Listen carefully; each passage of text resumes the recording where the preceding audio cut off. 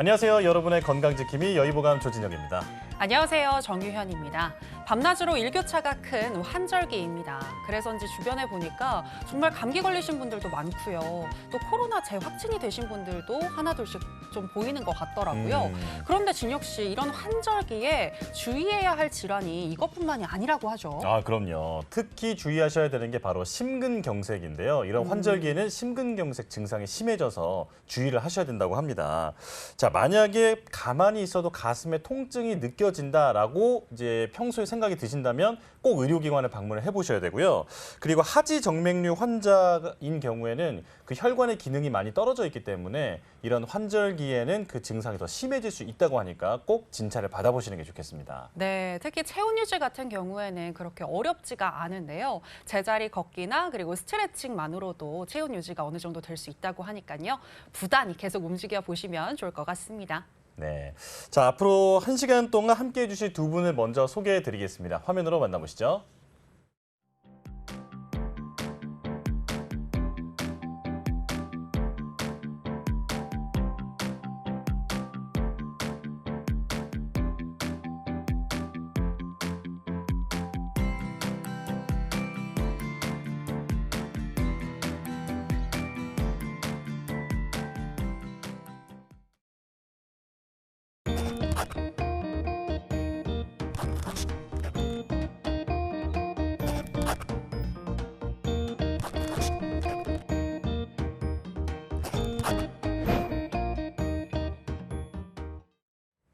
자, 여의보감 오늘은 한방비만학회 정원석 회장님 그리고 이희주 교수님과 함께하겠습니다. 두 분 어서 오십시오. 네, 어서 오세요. 네. 네, 나와주셔서 고맙습니다. 저희가 앞서 오프닝 때 이 환절기 건강에 대한 이야기로 좀 문을 열어봤는데요. 먼저 정 회장님께 질문을 드릴게요. 아무래도 뭐 감기나 그리고 코로나 재확진되시는 이유 중에 하나가 면역력이 떨어져서이잖아요. 네. 그래서 궁금한 게 우리 회장님은 면역력을 관리하시는 방법이 있을까요? 네, 꼭 면역력 관리뿐만이 아니고 평소에 건강을 위한 루틴이 있는데요. 이 세 가지를 잘하자입니다. 네. 첫 번째는 잘 자고, 네. 두 번째는 잘 먹고, 세 번째는 화장실에 잘 가기. 네. 네. 이 세 가지만 잘 조절을 해줘도 그 환자들의 경우에도 웬만한 질병들은 호전을 보이는 경우가 많거든요. 그다음에 또 하나 또 중요한 저만의 팁이 있는데요. 네. 네, 컬투쇼를 가끔 봅니다. 네네. 뭔가 유머가 필요하다는 말씀이신가요? 웃음이 필요한 거죠. 네. 그렇군요. 웃음이 면역 기능 증진에 미치는 영향에 대해서는 기존의 연구에서도 많이 밝혀져 있기 때문에 저는 컬투쇼를 즐겨봅니다. 그러시군요. 자, 잘 자고 잘 먹고 화장실에 잘 가고 여기까지는 다른 원장님들도 많이 말씀을 해주시는 부분인데 여기에 웃음이 또 치료제가 된다. 네, 이 부분을 기억을 해야겠습니다. 자, 그리고 환절기에 가장 고생을 하시는 분들이 아마 비염 환자가 아닐까 싶은데 이 비염 환자들은 환절기에 어떻게 대처를 하는 게 좋을지 이번엔 교수님께서 알려주실까요? 네. 지금이 9월 달이잖아요. 네. 1년 중에 언제 그 알레르기성 비염이 제일 많은지 아십니까? 9월이요. 네. 어떻게 알았어요? 봄이라고 생각했는데 사실. 그래서 질문을 9월 주시는 달에 것 같았어요. 네. 가장 환자가 많아요. 그래요. 네, 이코 점막에 특정 물질이 가서 그 염증 반응을, 과민 염증 반응을 일으키는 거거든요. 네네. 그래서 우리가 첫 번째는 그 특정 물질에 대한 회피를 하는 게 제일 좋아요. 그래서 네네. 진먼지나 그다음에 진드기 이런 것들을 좀 회피하는 게 제일 좋고 네. 두 번째는 나갔다 와서 꼭 코나 손 이런 데를 깨끗하게 청결하게 하는 게 가장 중요합니다. 교수님 그 코 안에 세척하는 게 요즘에 무슨 여러 도구도 나오더라고요. 네. 그런 세척 도구 사용하는 게 도움이 될까요? 그게 어떤 뭐 염증을 치료하는 건 아닌데 그 치료할 때 이제 세척하는 부분들이 네네. 그 가장 기본적인 절차에 해당이 돼서 그 부분을 추천을 드리고 또 하나 네네. 중요한 게 건조하면 안 되거든요. 그쵸. 그래서 네. 습도를 한 40에서 50% 그 정도 맞춰주는 그 정도 세 가지 정도를 대처를 하시면 네네. 아마 9~10월을 좀 무난하게 어. 슬기롭게 극복할 수 있을 것 같습니다. 네네. 네, 건조하지 않게 또 위생에도 신경 써보시기 바라겠습니다. 자, 그리고 두 분을 이렇게 모실 수 있었던 데에는 대한여한의사회의 역할이 컸거든요. 그래서 궁금한 게 정 회장님 혹시 이 대한여한의사회와 어떤 특별한 인연이 있으실까요? 네, 저희 비만학회하고 굉장히 네. 좀 끈끈한 인연이 있는데요. 끈끈해요. 네, 저희 전전대 학회장님이셨던 계셨던 류은경 원장님께서 그 여한의사회 수석 부회장을 겸임하셨던 적이 네네. 있었고요. 예. 그다음에 여한의사회 명예회장이셨던 강명자 원장님께서도 저희 학술대회에 나와서 이제 강연도 해주시고 뭐 그랬던 적이 있습니다. 네네. 아마도 이제 비만이라고 하는 질환이 그 여성분들한테 관심이 많고 또 그쵸. 여한의사분들한테도 굉장히 좀 관심의 대상이 되는 것이었기 때문에 아마 그런 의미에서 좀 저희 학회에도 관심을 같이 가져주시는 것이 아닌가 그렇게 생각하고 있고요. 네네. 앞으로도 같이 많은 일들을 했으면 좋을 것 같습니다. 예, 네. 예. 자, 그러면 이주 교수님은 어떠신지 궁금한데요. 우리 이 여한의사회가 지금 현재 그 4차 혁명 시대에 관련돼 가지고 네. 거기에 맞춰서 한의 융합 인재상 아, 맞아요. 그래서 젊은 그 한의사 음. 또는 젊은 그 연구자들한테 특별한 상을 이렇게 1년에 한 번씩 수상을 해요. 네네. 이번이 아마 4회째인 걸로 제가 알고 있는데 네. 그중에 수상받은 그 주니어 교수님인데 우울증 또 정신과 영역을 하시는데 거기에 뭐 AI 관련된 어떤 기술, 그다음에 뭐 또 빅데이터와 관련된 기술을 활용해 가지고 이 한의와 관련된 부분을 현대 과학하고 융합해 가지고 그거를 그 치료하는데 도구로 쓸 수 있도록 하는 그 연구를 했었어요. 네. 근데 그분이 보니까 수상을 받으셨더라고. 그래서 네. 계속 그런 연구자들을 발굴을 해가지고 이 여한의사에서 특별한 어떤 영광과 명예 그리고 또 격려 이런 거를 주고 있어가지고 참 앞으로도 또 미래를 또 생각하는 네네. 한의사회구나 여한의사회구나 아. 엄마처럼 그렇죠. 자제들을 네. 잘 네. 키워서 네. 그래서 너무 제가 그런 걸 보고서 네.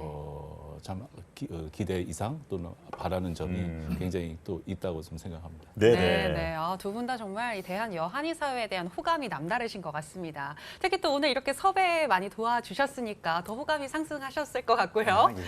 네. 자, 그럼 이제 여의부감 첫 번째 주제로 들어가 보도록 하겠습니다. 먼저 정원석 회장님을 모신 만큼 이 질문을 먼저 드려야 될 것 같은데요. 현재 한방 비만학회 회장직을 역임하고 계신데 이 한방 비만학회란 어떤 학회인가요?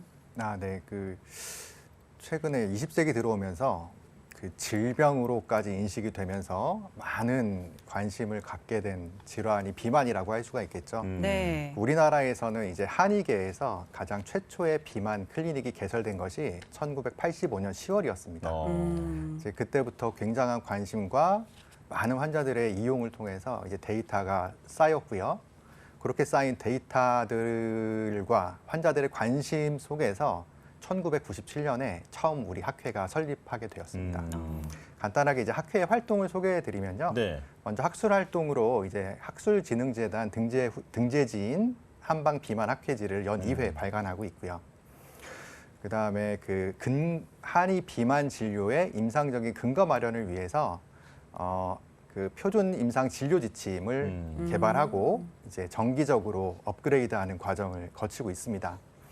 또 이제 한의 비만 상담에 그 임상 진료 시에 상담할 때 그 표준화된 그런 기술을 개발하기 위해서 그 표준 상담 매뉴얼도 개발해서 2019년도에 그 한의사 협회와 같이 발표한 적이 있었고요. 네. 그다음에 교육 활동으로는 연 2회 학술 대회를 개최하고 있고, 그다음에 비만 전문 한의사들을 대상으로 그 연 10주에 매년 10주 동안의 연수 강좌를 개최하고 있습니다. 그래서 그래요? 기초반, 심화반으로 나누어서 이렇게 한의사들을 교육하고 그 교육 내용을 가지고 그 비만 전문 한의사 인증 제도를 실시하고 있죠.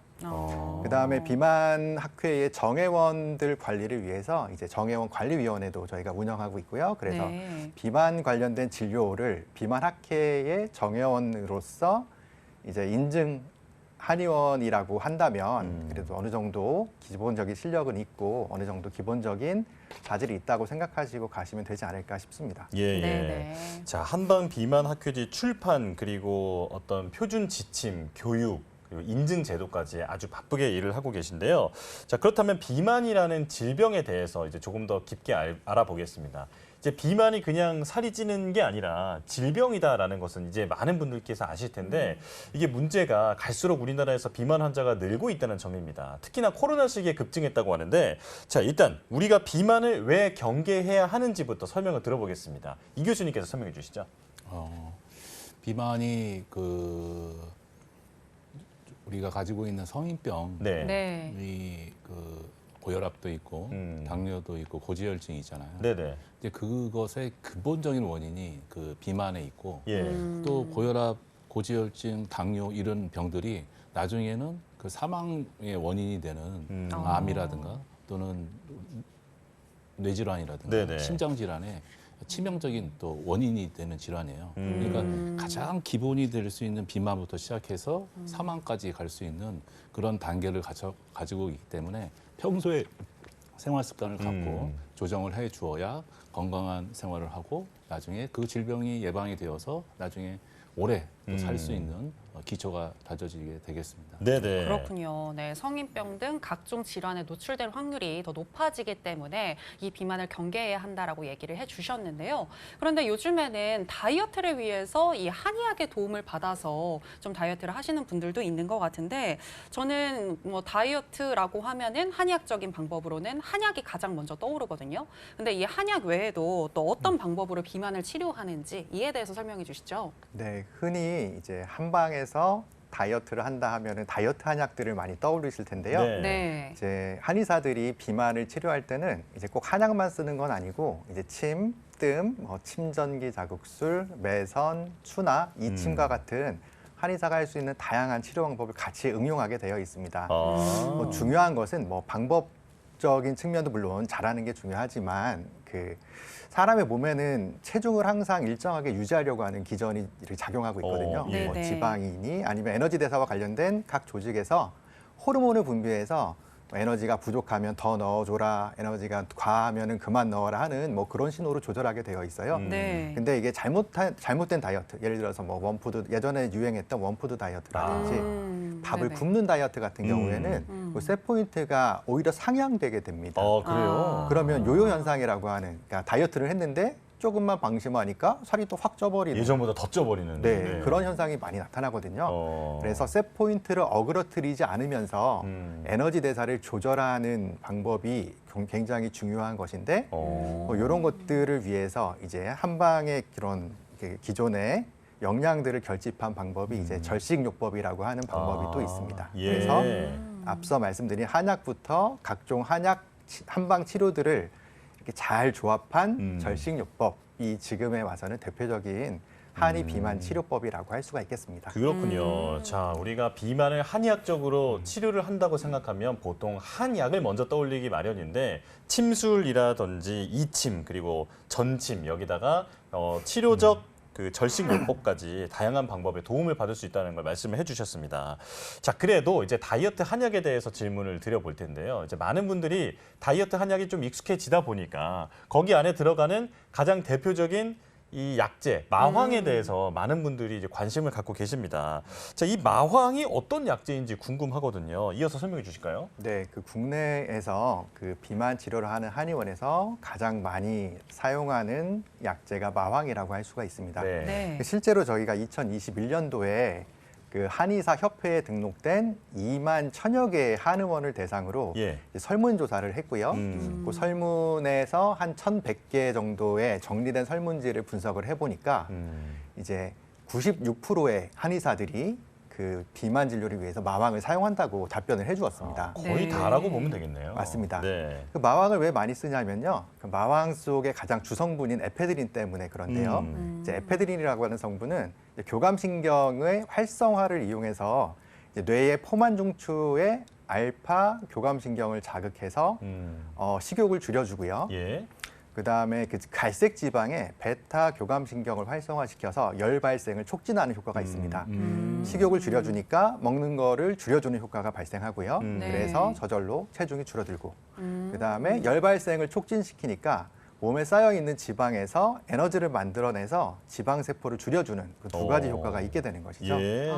그래서 어떻게 보면 다이어트 한약의 들어갈 수밖에 없는 아. 약재라고 생각할 수가 있겠습니다. 네네. 네, 정말 마황이 이 비만 치료에 효과가 큰 것 같은데요. 그런데 왜 과유불급이라는 말도 있잖아요. 맞습니다. 네, 특히 이 마왕 같은 경우는 교감신경을 흥분시키기 때문에 잘못하면은 잠이 안 온달지 아니면 손이 떨린달지 뭐 네. 이런 증상도 나타날 수 있을 것 같은데 적정 용량이 있을 것 같거든요. 어떤가요?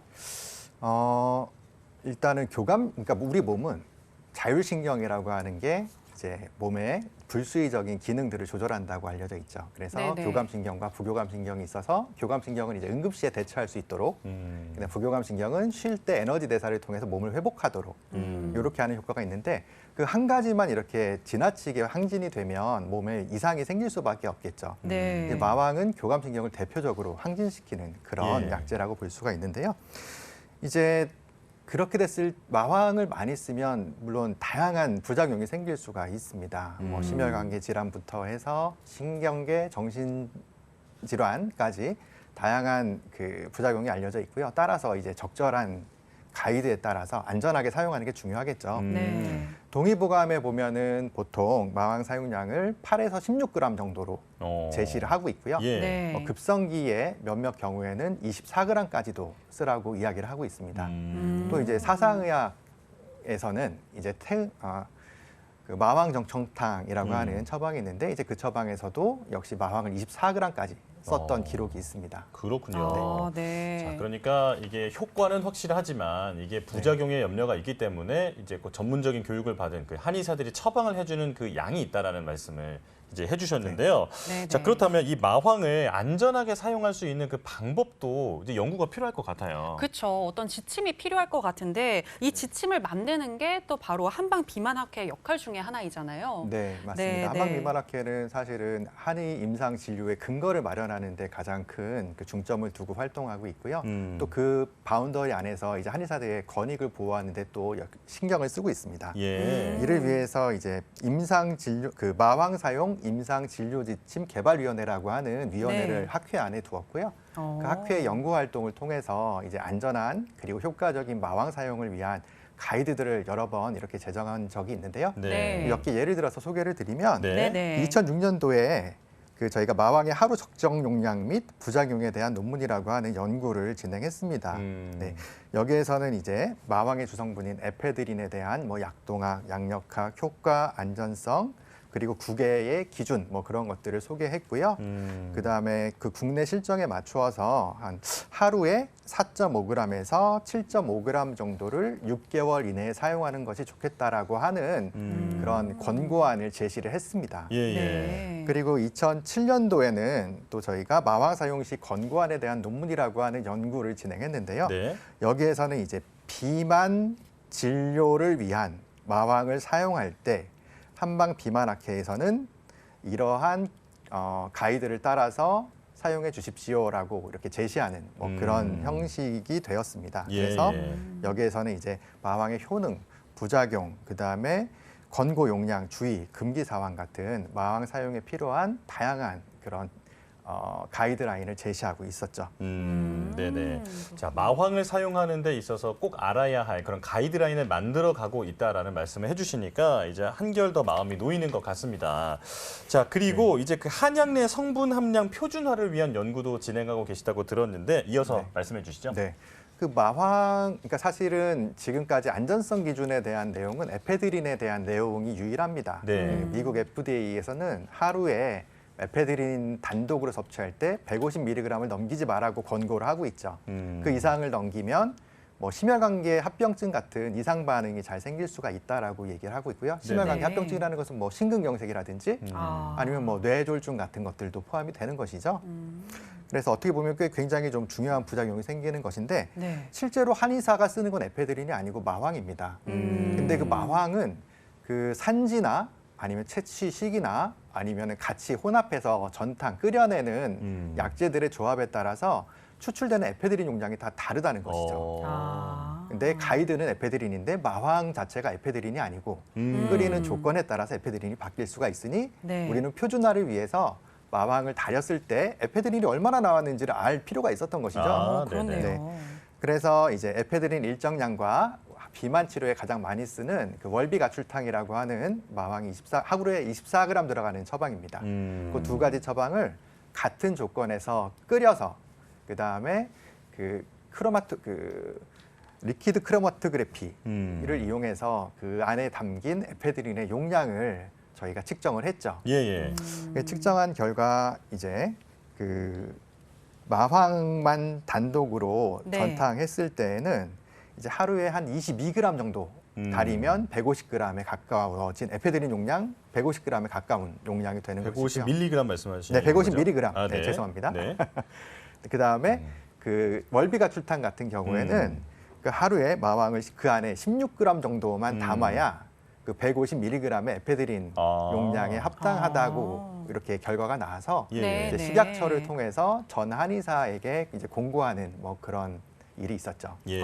네, 정말 자, 네, 네. 다양한 관점에서 네, 네, 연구를 네. 통해서 이 마왕의 지침을 만들고 계시는 것 같은데요. 더욱더 안심이 되는 것 같습니다. 저 회장님, 근데 전 질문이 있는 게 그 사실 에페드린이라는 것에 대해서 설명을 해주시는데 이 마황이 도핑에 걸린다라는 얘기를 제가 들었는데 그게 네. 에페드린이 성분이 함유가 되어 있어서 그런 건가요? 네, 맞습니다. 아, 그 실제로 전에 어떤 유명한 수영 선수가 예. 네. 막 감기약에도 많이 쓰이거든요. 아, 그래요? 아까 말씀드린 것처럼 몸에서 열을 발생하게 만들고 땀이 나게 만들어주는 뭐 그런 해열 작용도 있기 때문에 네. 이제 에페드린이 들어간 감기약도 있고 마황도 네. 한의에서는 네. 감기에 많이 쓰는데 어떤 유명한 수영 선수가 경기 전에 감기약으로 감기 네. 걸려서 이걸 마황이 들어간 약을 복용했는데 아, 그렇군요. 도핑에 걸렸었죠. 그럼 아. 에페드린이 어느 정도 들어가면 도핑에 걸리는 거예요?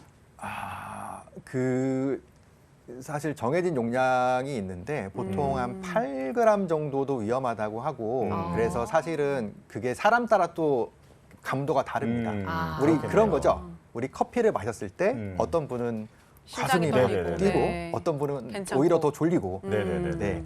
그 에페드린에 대한 체내 대사 효율이나 아니면 대사율 같은 것도 다 다르고 반응도 다르기 때문에 네네. 아예 그냥 경기 전에는 안 드시는 걸로 그렇겠네요. 네, 이렇게 네네. 정하고 있습니다. 알겠습니다. 네. 그리고 또 같은 약을 계속 복용하면 좋지 않다. 뭐 이런 말도 있던데 네. 혹시 마황 복용의 이 권고 기간이 좀 있을까요? 현실적으로 딱 부러지게 정해진 기간은 없습니다. 네. 그리고 아까 말씀드린 것처럼 이게 부작용이 있는 약이어서 이제 안전한 가이드 제정이 필요한 내용인 것이고요. 그래서 2006년도에 저희가 아까 소개해드렸던 논문에서는 그 4.5g에서 7.5g 하루에 4.5에서 7.5g 사이로 6개월 이내로 쓰라고 권고를 했지만 네. 사실 그렇게 썼을 때의 안전성 그리고 아까 그 마지막 연구에서 본 것처럼 하루에 16g에서 22g 사이 이를 썼을 때 장기 복용에 대한 그런 안전성에 대한 그런 근거는 없습니다. 그래서 저희가 올해 그 한의 임상 진료 지침을 개정했는데요. 그 개정하면서 마황의 장기 복용 안전성을 알아보려고 이제 비만 진료 한의원 중에서 이제 마황 처방을 쓰는 한의원들의 1000건의 레지스트리를 구축을 했습니다. 예. 그래서 거기에서 나타나는 사용한 마황 용량과 사용한 기관과 거기에 따른 이상 반응에 대한 자료들을 다 모았고요. 지금 분석을 하고 있는 중입니다. 실제로 이렇게 보니까 이제 그 다른 사람들이 우려하는 그런 중대한 부작용은 없었고요. 네. 다만 뭐 가슴 두근거림이라든지 불면이라든지 뭐 그런 가벼운 것들은 좀 보고가 되었고 요 내용은 저희가 분석이 되는 대로 올해 11월 달에 한방 비만학회 학술대회에서 발표할 계획입니다. 11월이면 네네. 얼마 안 남았네요. 네, 얼마 안 그러면. 남았습니다. 네, 조금만 더 열심히 기다려보면. 분석하고 있습니다. 조금만 더 기다려보면 결과를 알 수 있을 것 같습니다. 자, 그럼 이제 마지막 질문이 될 것 같은데요. 자, 한방 비만학회 회장으로서 앞으로의 활동 계획에 대해서 설명해 주시죠. 네, 사실 좀 전에 마황 내용도 그렇고요. 이제 의학에서 중요한 건 유효성과 안전성입니다. 그리고 네. 거기에 대한 뭐 실험적인 임상적인 근거가 필요한데요. 최근에는 이제 의학계에서 이제 빅데이터를 이용한 그런 분석을 통해서 이런 그 목적들을 쉽게 달성하고 효과적으로 네. 달성하고 있거든요. 근데 한의 쪽에서는 이제 용어도 통일이 잘 안 돼 있을 뿐더러 그다음에 데이터를 모으고 취합하기가 좀 어려운 구조가 있습니다. 그래서 비만 같은 경우에는 이게 특히 좀 그 데이터를 모으기 쉬운 게 이제 가장 중요한 그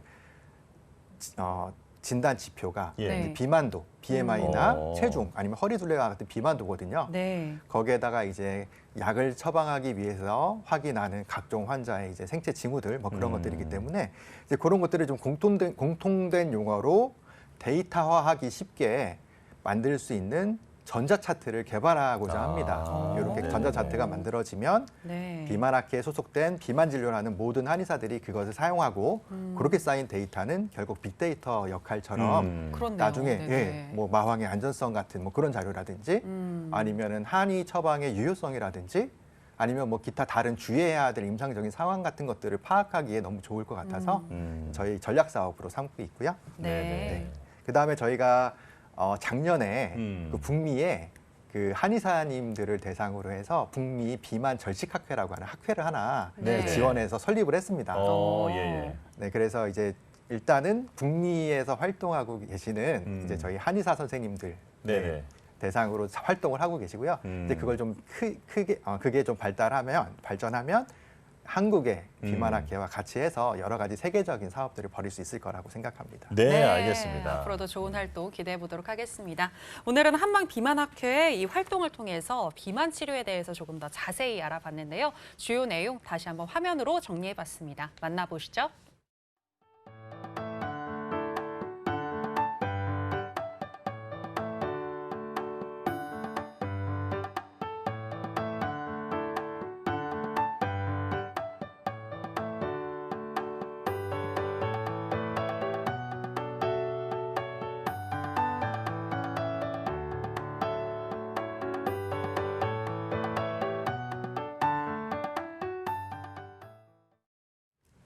여의보감 이제 두 번째 주제로 넘어가겠습니다. 두 번째 주제는 바로 뇌출혈인데요. 우리가 뇌에 발생하는 여러 가지 질환을 알고 있지만 뇌출혈을 하면 특히나 뇌에서 어떤 출혈이 일어난다고 생각이 드니까 네. 더 겁이 나고 더 걱정이 그쵸. 되거든요. 자, 그래서 오늘은 두 분의 전문가와 함께 이 뇌출혈에 대해서 좀 더 자세하게 알아보려고 합니다. 자, 한의학적으로 뇌출혈은 또 어떻게 분석을 하고 치료를 하는지, 그리고 통합의료의 관점에서는 뇌출혈을 어떻게 치료하는지 설명을 들어보겠습니다. 자, 먼저 이 교수님, 뇌출혈이란 어떤 질환인지 설명해 주시죠. 우리 뇌에는 혈관이 있거든요. 네. 그 혈관을 통해 가지고 뇌에 이제 영양을 공급받기도 하거든요. 그 혈관이 그 두 가지 종류의 장애가 생겨요. 예. 하나가 뭐냐면 혈관이 막힌 거, 네네. 이제 뇌경색이라고 하고, 네. 혈관이 터진 거를 뇌출혈이라고 합니다. 음. 그래서 그런 뇌에서 그 출혈이나 경색이 오게 되면 우리가 이제 신경학적으로 장애가 오니까 팔다리가 마비가 오거나 또는 얼굴이 또 이렇게 돌아가거나 또는 말이 어눌하거나 이런 증상들이 생겨가지고 네. 병원에 이제 응급실에 간다거나 네네. 어떤 진료를 한다거나 이런 현상들이 많이 생기게 되는 거죠. 네네. 그렇군요. 그러니까 뇌에 있는 이 혈관이 터지는 것이 뇌출혈이고 이것이 막히는 것은 뇌경색이다라고 얘기를 해주셨는데 맞습니다. 그렇지만 이게 또 중풍이랑 또 뇌졸중 네. 이런 단어랑도 많이 헷갈릴 수 있는 것 같거든요. 네. 이에 대해서도 조금 더 설명을 해주시죠. 통상적으로 보면은 그 뇌혈관 질환은 뇌졸중이라고 하고 네. 또 한의에서는 그 중풍이라고 해요. 네네. 이게 다 같은 거예요? 말이에요. 그러니까 아. 뇌혈관 질환을 중풍이라 하고 또 중풍은 그 뇌졸중이라. 뇌졸중이라 할 때 그 뇌졸중이라고 되어 있잖아요. 네. 네네. 이 졸자가 이 갑자기란 뜻이에요. 그럼 졸도하다 졸. 졸인 그러니까 거예요? 갑자기 예. 중 마비가 왔다. 그렇구나. 그러면 뇌졸중 진단을 받았다라고 하면 네. 사실 뇌경색이나 뇌출혈보다 더 심각한 상태이다 이렇게 이해하면 될까요? 똑같은 그 용어라고 보시면 될 것 같고 뇌졸중이 왔으면 네. 그거는 이제 그 진단명이 네. 진단명이 출혈이 있으면은 뇌출혈, 막혔으면 뇌경색. 네. 우리가 진단서 보면 좀 더 자세하게 그렇죠, 그렇죠. 이제 기재가 되는 거군요. 그건 진단명이고 병명에 해당이 됩니다. 네네, 네네. 알겠습니다. 그러니까 뇌출혈과 뇌경색을 이제 모두 뇌졸중이라고 이제 부를 수 맞습니다. 있다라는 맞습니다. 말씀이시고요. 자, 그런데 이제 뇌출혈이라는 그 병이 나타날 때 전조 증상이 있다고 들었습니다. 자, 이 부분은 정 회장님께서 알려주실까요? 네, 사실은 이게 혈압하고 관련이 많고요. 고혈압에 의해서 혈관이 견디다가 약해진 부분이 터진다. 그게 뇌다. 뭐 그런 거고요. 네. 이제 터지면 공통적으로 나타나는 증상이 일단 잘 쓰러지고요. 그다음에 속에서 피가 고이면서 머리에 굉장히 심한 두통이 올 수가 있고요. 그다음에 뇌압이 올라가니까 매식 걷거나 이렇게 토하는 증상들이 있을 수가 있고, 그다음에 이제 터진 부위에 따라서 이제 각종 신경 증상이 나타나는 거죠. 편마비가 나오든지 말이 어눌해진다든지 네. 안면마비가 온다든지. 근데 사실은 전조증에 대해서는 네. 이제 알기 힘들고 사실은 이미 딱 머리가 아프고 막 토한다 그러면 이미 터졌을 가능성이 많죠. 아, 그래요? 네. 근데 좀 전조증을 알아볼 수 있는 경우가 있긴 있습니다. 네. 여기 보면은 이제 뇌 실내 출혈 말고 지주막하 출혈이라고 하는 그런 뇌 출혈의 한 종류에서는 이제 보통은 애뉴리즘이라고 하는 뇌 동맥류라고 하는 꽈리 같은 약한 부분이 생겨서 풍선처럼 부풀어 오르다가 터지거든요. 네네. 근데 그 뇌 동맥류가 발달하는 과정에서 이제 뭐 사시라든지 복시라든지 뭐 안검하수와 같은 것들이 생길 수가 있고요. 때에 따라서는 두통이나 뭐 가벼운 한쪽의 힘 빠짐, 편마비 전조 증상 같은 것들이 나타날 수도 있다고 합니다. 근데 네네. 전조 없이 그냥 나타나기도 하고 출혈이 생기기도 하고 아니면은 그 무시하고 넘어가는 경우가 많죠. 그리고 실제로 간과하는 경우가 많군요. 네. 네. 그냥 의사도 간과하고 환자도 간과하고 환자도 네. 간과하고. 그 MRI 찍어서 확인해야 되는데 그럴 아. 수 있는 경우가 별로 없어서 네. 네네. 이 지금 교수님. 네. 말씀하신 것 중에 네. 네. 그 무시하고 간과한다고 하는 게 어떤 거냐면 네네. 네네. 내가 아침에 일어났는데 양치질을 하는 거예요. 네. 근데 입을 헹구려고 하는데 물이 그냥 주르르 흐르는 거야. 근데 분명히 마비거든요. 네. 뭐 안면마비 같은 건가요? 네. 아니 그냥 혀에서 그냥 물이 그냥 주르르 흐르는 거예요. 예, 예. 입을 헹구는데. 그러고 난 다음에 좀 있으면 또 괜찮아. 한 뭐 네네. 30분 뭐 지나고 나면 괜찮아. 근데 그 순간에 혈관이 잠깐 막혔다가 개통이 되는 그게 이제 일일 중풍이라고 하거든요. 일일 중풍. 미니 중풍, 네네. 일일 중풍이라고 하거든요. 이제 그것도 뇌 전조 증상의 굉장히 중요한 증거예요. 그렇겠네요. 네. 네네. 그래서 그거를 네. 그런 증상이 왔다가 괜찮다고 해서 그냥 무시하지 마시고 그럴 때는 그러게요. 반드시 전문가하고 네. 한번 상의를 해보고 상담을 통해서 뇌 이상이 있는지 네. 그걸 반드시 확인을 하셔야 됩니다. 그렇군요. 네, 작은 증상이라도 과소평가하지 마시고 뭔가 내 몸이 이상하다고 느껴진다면 의료기관을 방문해 보시는 게 좋을 것 같은데요. 자, 그렇다면 이 교수님, 한의학에서는 이 뇌출혈의 원인을 어떻게 보고 있나요?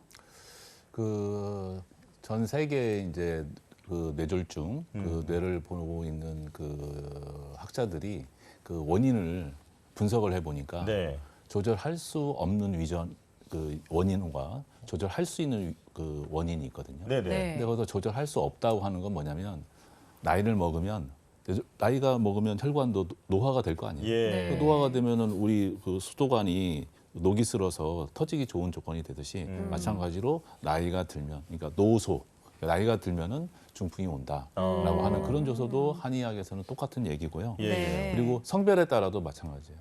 그 조사를 해보니까 여성은 그 혈관이 잘 막힐 수가 있어. 근데 남성은 잘 또 혈관이 터져요. 그런 예. 부분도 한의 부분에서도 똑같이 같은 원인이 되고 또 하나는 뭐냐면 부모가 예. 엄마 아빠가 그 뇌출혈이나 뇌경색의 뇌질환을 갖고 있으면 혹시 나도 유전적인 원인을 올 수 얘기하시는군요. 있다라는 부분들을 반드시 기억을 해야 됩니다. 네. 굉장히 독특한 것 중에 하나가 그 체질과 관련된 부분이 한의 부분에서는 있어요. 그래서 저희가 한번 그 조사를 해봤죠. 네. 그 병원에 이제 뇌졸중으로 뇌출혈도 있고 뇌경색이 있겠죠. 그 환자들 조사를 해보니까 뇌출혈 환자 같은 경우는 좀 성격이 급하고 좀 다혈질인 사람. 근데 고혈압이 있는데도 관리도 잘 안 해. 이런 분들이 보니까 그 소양이라고 하는데 그런 사람들이 뇌출혈이 많고 네. 그 뇌경색 같은 경우는 그 뚱뚱한 좀 우리 태음인 이런 분들이 혈관이 잘 막혀가지고 뇌경색이 많이 오는 경우가 있습니다. 그래서 네, 네. 그런 것들이 한의적에서는 많이 있고 그 외에 뭐 혈압, 당뇨, 고지혈증 요거는 이제 조절할 수 있는 위험이죠. 그런 부분도 한의학적으로 원인과 증상에 맞춰가지고 잘 대처를 하는 게 중요할 것 같습니다. 예, 네. 예. 자, 양 한방 공통적으로 보고 있는 부분도 상당히 많은 것 같은데, 자, 한의학적으로는 어떤 체질에 대한 분석도 되어 있는 상황이고 해서 그 부분을 좀 더 자세히 들어보려고 합니다. 자, 일단 조금 뒤에 뇌출혈의 그 통합 의료에 대해서 설명을 하기 전에 그 한의학에서는 일단 기존에는 이 뇌출혈을 어떻게 치료를 해왔는지부터 설명을 들어볼게요. 자, 이어서 설명해 주실까요? 보통 그 뇌출혈이 있을 때 제일 그 초기적으로 중요한 부분들이 이제 그 시기별로 좀 있는데 네. 처음에는 그 뭐 침을 놔서 그 마비가 된 부분을 빨리 그 해결을 해주는 부분들이 네네. 있고요. 네. 또 원인 치료를 하려면은 그 해당되는 어떤 체질과 증상을 고려해 가지고 약물을 배합을 해서 맞춤 처방을 해줄 필요가 있습니다. 예. 네네. 침 치료를 하다 보니까 그런 경우가 있어요. 왜 침을 맞으면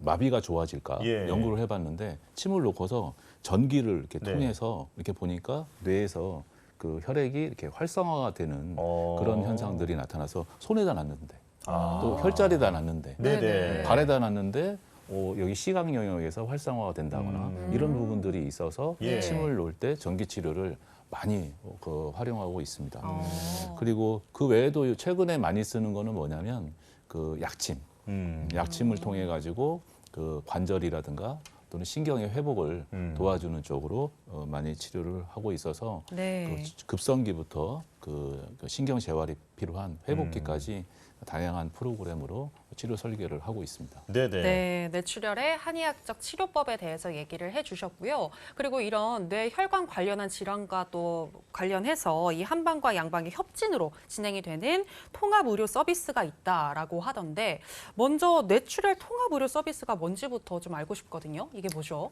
그 뇌출혈 통합 의료 서비스에서 뇌출혈이라는 거는 이제 대상 환자를 해당이 됩니다. 네. 대상 환자인데 특히 뭐 여러 가지 그 치료 셋이 있는데 자발성 뇌출혈 30cc 이하 환자를 대상으로 해가지고 네. 통합 서비스니까 여기서 통합은 의과와 한의과예요. 아, 예, 예. 의과와 한의과에 대한 그 치료 전략으로 단계별로 뇌출혈에 대한 A부터 Z까지를 회복해보자라고 하는 치료 패키지라고 볼 수가 있겠습니다. 양한방이 네. 힘을 합치는 거네요. 그렇죠. 네네. 그렇다면 자발성 뇌출혈 환자라는 건 어떤 걸 뜻하는 거죠?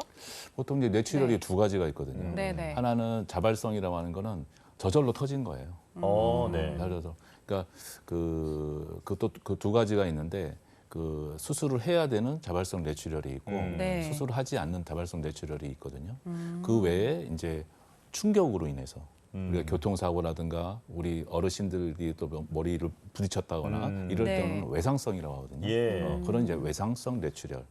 저희가 지금 대상으로 하고 있는 거는 이제 자발성 뇌출혈. 그 중에서도 수술하지 않는. 혹시 계란이 그 크기가 얼마 정도 되는지 아세요?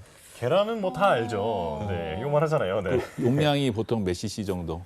글쎄요, 한 30cc? 네, 네. 정확하게 맞췄어요. 힌트를 너무 많이 주셨어요. 큰 거는 한 40cc, 네. 50cc 되는데 한 보통 사이즈가 30cc거든요. 네. 딱 그 사이즈 정도 이하면 그 보통 우리 환자분들이 말린다고 그래요. 예. 수술하지 않고 저절로 흡수될 수 있도록 도와주는 거를 하고 네네. 그거보다 크다 그러면은 이제 석션 팁을 넣어가지고 그거를 제거하는 네네. 수술적 치료를 이후에 치료를 행하게 됩니다. 네네. 그렇군요. 어쨌든 이 한방과 양방의 통합 진료를 통해서 더 큰 시너지를 기대해 볼 수 있을 것 같은데 서로의 어떤 부분을 보완도 많이 해줄 수 있을 것 같거든요. 이와 관련해서 어떻게 치료가 진행되는지도 얘기를 해주시죠.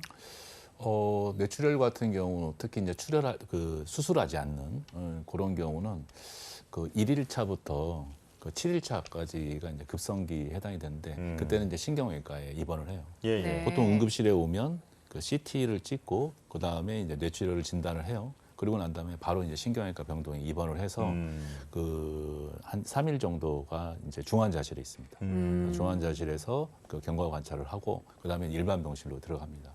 그 뒤에 이제 그 2주 정도 재활의학과에서 이제 입원을 해요. 근데 중환자실에서 그 3일차 정도 4일차 나왔을 때 그때 이제 재활의학과 선생님 그다음에 한방 교수님들 해가지고 그 같이 협진이 그때부터 시작이 쭉 이렇게 이어집니다. 네. 근데 그것이 신경외과 진료가 끝나면 이제 재활학과 들어가서 재활학과가 이제 주치의가 되고 신경외과 지원하고 또 한방도 지원하고 또 그게 끝나면은 또 이제 한방으로 또 입원하고 근데 한방에서는 또 주치의가 되고 또 신경외과 재활학과가 또 어시스트가 예, 보조가 예. 돼서 그 환자가 퇴원할 때까지 안전하게 치료받고 그다음에 사회에 복귀할 수 있도록 그렇게 할 수 있는 시스템이 이제 통합의료 서비스라고 보시면 되겠습니다. 네. 환자 입장에서는 가장 이상적인 치료가 아닐까 이런 생각이 드는데요. 자, 그렇다면 뇌출혈 시기에 따라서는 어떤 치료를 하는지 좀 그 단계별로 한 번 더 설명을 해주실까요? 보통 이제 그 굉장히 그 뇌출혈 같은 경우는 시기가 중요해요. 예. 네. 초기 뇌 손상이 왔을 때 그거를 아주 초급성기라고 하거든요. 초급성기 때는 뇌가 일단 출혈이 되면서 이게 부어요. 네. 우리가 상처를 나면은 거기서 피가 나지만 그 주위가 이렇게 붓잖아요. 네네. 그래서 출혈이 되지 않도록 하는 것도 중요하고 이 붓는 거를 이렇게 줄이는 게 중요해요. 그거를 이제 주사라든가 네. 이런 걸 통해서 진행을 하니까 그때는 아마 이제 신경외과 관련된 그 주사 치료, 예. 그 뇌 압력을 낮추고 이런 치료가 이제 위주가 되고 네. 일반 병실로 오고 재활학과 치료가 이제 본격적으로 시작할 때는 그때는 이제 보통 이제 신경 재활을 하기 이전에 그 감염이 그 생명에 제일 위험합니다. 그래서 감염이 생기지 않도록 조절해 주는 게 하나 있고 그러면서 그 시기에도 이제 재출혈이 되지 않도록 네. 그걸 관리 관찰을 하고 그게 이제 지나고 나면 보통 이제 3주에서 4주 정도가 되면 그때부터는 본격적으로 예. 물리 치료도 하고 재활 치료도 하고 그리고 보행 운동도 하고 그리고 이제 먹는 것도 조금 여유 있게 먹고 이런 것들이 이제 일반 사회에 복귀하기 전 단계 의 과정이 보통 이루어집니다. 네, 그러니까 시기에 따라서 맞춤형 치료가 이루어진다 이렇게 이해를 하면 될 것 같은데요. 자, 그렇다면 이런 통합 진료가 실제로 어떤 효과를 주는지 궁금한데, 자, 혹시 객관적으로 입증된 어떤 연구 논문 같은 게 있을까요? 그 각각의 개별 뭐 의과에 대한 뇌출혈에 대한 어떤 연구 그리고 그거를 기반으로 만든 임상 진료 지침 네. 이런 것들은 의과에도 있고요. 또 한의과도 마찬가지예요. 그동안에 그 뇌출혈 또 뇌졸중 관련돼 가지고 치료한 부분들을 각각의 이제 그 진료 지침과 가이드라인에 준해 가지고 두 가지가 이제 합성된 형태로 이렇게 진행이 되고 있는데 그 22년도에 지금 의한 그 동시 진료와 관련된 통합의료 서비스에 대한 이제 인식 조사를 한 200명을 대상으로 네. 실시를 네네. 했었거든요. 해보니까 그 장점이 그거더라고요. 신뢰더라고. 그럴 것 신뢰도. 같아요. 네. 아 이거 그 한의과하고 의과의 최상의 서비스로 같이 진료를 한다. 예, 그러니까 예. 일단은 신뢰가 가장 크다라고 네. 하는 부분들이 있었고 두 번째가 다양한 치료를 하니까 나한테 분명히 이득을 줄 거다. 이런 얘기가 있었고 네. 그 환자들이 해보니까 이게 이러한 서비스가 통합의료 또는 협진 진료가 있다라고 하는 인식하는 게 한 48% 되더라고요. 예, 예. 그러니까 반 이상은 그 한양방이 또는 한방의과 한의과가 같이 진료를 한다. 이제 그런 부분들이 있었습니다. 그래서 나중에 뭐 이런 것들이 제도적으로 정착이 되고 이렇게 했을 때 이분들이 그 선택한 선택지 중에 하나가 뭐냐면 아마도 치료 효과도 훨씬 더 증대되고 네. 그리고 다양한 치료를 내가 선택해서 할 수 있을 거다라고 이렇게 조사한 인식 조사가 있어서 네. 그거를 좀 소개를 드립니다. 네. 예, 알겠습니다. 이 양한방 최고의 전문가들이 모여서 치료를 해주니까 당연히 신뢰감에 있어서 네. 이제 큰 장점이 있겠다 이런 생각이 드는데요. 자, 이제 한 가지 더 질문을 드리고 싶은 게 사실 그 교수님께서 직접 진행하셨던 그 연구가 이제 사상 체질과 뇌출혈의 관계라는 부분이 있더라고요. 네네. 저희가 시간이 그렇게 많지는 않은데 그래도 좀 너무 궁금한 내용이어서 좀 어떤 상관관계가 있는지 좀 설명을 해주실까요? 그 뇌출혈 환자가 보니까 이게 소음인에 비해서 네. 소양인이 한 3배에서 5배 정도 그 위험률이 네. 그 위험비라고 하는데 예. 네. 훨씬 더 높고요. 약간 욱하는 그런 성질이 더 많아서인가요? 아마도 그런 어떤 성정이나 네. 뭐 그런 기질 그런 부분도 있을 것 같고 또 하나는 혈압이라든가 이게 뇌출혈은 혈압이 가장 큰 원인이거든요. 예. 이게 혈압 관리라든가 이런 것들에 대해서 그 체질이 조금 소홀한 것 같아요. 네, 제 생각은. 소음인 같은 경우는 의사 선생님 말씀하시면 고분고분 잘 듣잖아요. 이렇게. 그리고 그 말씀대로 다 치료 처방 약도 잘 드시고 이렇게 네. 하는데 그렇지 못하는 것 같고 태음인 같은 경우가 보면은 그 가장 높은데 오. 보통 58% 정도 되더라고요. 네. 그리고 소양인이 한 37, 8%? 그 정도 되는데 소음인에 비해서 태음인이 생기는 그 뇌경색의 그 빈도는 한 뭐 8배에서 거의 10배에 가까워요. 그렇군요. 그만큼 그 태음인 체질에서는 그 뇌질환, 특히 뇌경색 관련된 부분에서는 특히 주의를 해야 합니다. 우리 정 교수님이 아까 비만 말씀하셨잖아요. 네네. 네네. 이 태음인들이 그 평상시에 그 체중 관리를 잘 해주어야 나중에 뭐 혈압, 그다음에 고지혈증 그것이 이제 이 뇌출혈, 뇌경색까지 사실은 쭉 이렇게 연결이 되군요. 연결이 되어져 있습니다. 그래서 체질 관리를 하고 그다음에 생활 습관을 조절하는 것이 아주 중요한 요소라고 볼 수 있겠습니다. 네. 네. 자, 그 체질과 상관없이 사실 또 비만, 고지혈증, 혈압 이런 것들은 또 이제 근본적인 원인이 되니까 이런 부분도 항상 신경을 써야겠다 이런 생각이 듭니다. 맞습니다. 네. 자, 그리고 이제 마지막 질문인데요. 통합 의료가 앞으로 발전하기 위해서는 어떤 점이 보완돼야 할지 이 부분을 좀 간단하게 설명해 주실까요? 굉장히 참 어려운 숙제예요. 그렇지만 우리나라가 그 가지고 있는 가장 큰 장점이라고 보거든요. 그렇기 때문에 일단은 국민한테 이득이 좀 가야 돼요. 네. 그러려면 보험이 적용이 돼야 돼요. 네. 양쪽 다 보험이 될 수 있고 적은 비용으로 이 서비스를 받을 수 있도록 하는 게 중요할 것 같고요. 네. 또 병원에도 이득을 줘야 돼요. 네네. 그러려면 새로운 수가가 만들어져 가지고 병원에서도 비용이 발생이 될 수 있도록 하는 부분들이 있습니다. 그리고 향후에는 이런 그 의료 서비스에 대해서 효과를 분석하거나 경제성을 분석하거나 이런 후속적인 분석이 필요할 거로 생각됩니다. 예. 네, 알겠습니다. 비자면 네네네. 환자가 통합 의료를 사용할 때 불편하시면은 안 되겠죠. 지금 네네. 같은 형태에서는 접수를 2번 해야 되고 이 집 갔다가 저 집 갔다가 굉장히 좀 불편한 부분이 있어서 그런 부분도 같이 좀 관리를 할 필요가 있을 것 같습니다. 네, 알겠습니다. 자, 한의학의 발전 방향에 대해서 오늘 또 들어보고 또 국민 건강 증진을 위한 진정한 방법이 무엇인지에 대해서 고민해보는 계기가 됐으면 좋겠습니다. 네, 자 오늘 이렇게 해서 저희 여의보감 준비한 소식은 여기까지입니다. 저희는 내일 이 시간 네, 또 알찬 건강 정보로 돌아올 텐데요. 그 전에 일단 저희가 주요 내용들, 지금까지 이야기한 내용들 정리해봤습니다. 만나보시죠.